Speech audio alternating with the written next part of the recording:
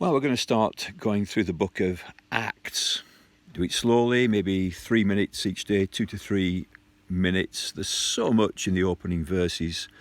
I'll just give a little overview of the first few words in Acts chapter 1. And here it is. In the first book, O Theophilus, I have dealt with all that Jesus began to do and teach until the day he was taken up. Let's pause there. That's the Gospel of Luke, where Luke describes all that Jesus said and did while he was here on planet Earth until the day he was taken up, the ascension. Acts is really Luke part 2. It's written to the same man, Theophilus. It's written by the same author, Luke.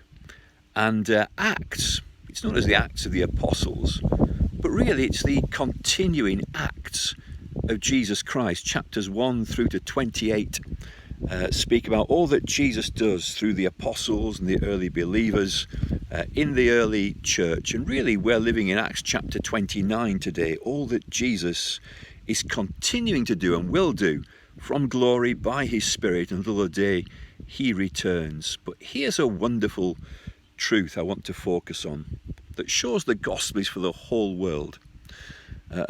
The other gospel writers were Jews. We have Matthew, Mark, John, Paul, James, Peter. But Luke is a Gentile, and here's an astonishing truth.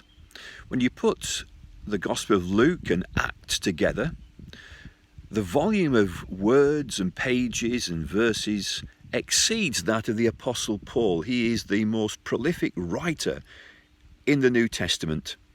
And he's a Gentile. And it truly shows that the gospel is for Jews, certainly it's for Jews, but it's also for Gentiles. The gospel is for the whole world. And as we go through the book of Acts, Luke is all about what Jesus did and right up to the ascension. But Acts is all about what Jesus Christ continues to do from the realms of glory in the power of the Spirit through the apostles. So there's part 1, opening, introduction, written by Luke. He's the most prolific writer in the New Testament. He's a Gentile. The gospel is for the world. And it'll tell us all that Jesus Christ continues to do through the apostles, those action-packed 28 chapters. And really, we're living in Acts chapter 29, and it will continue all the way until Christ, Jesus, returns.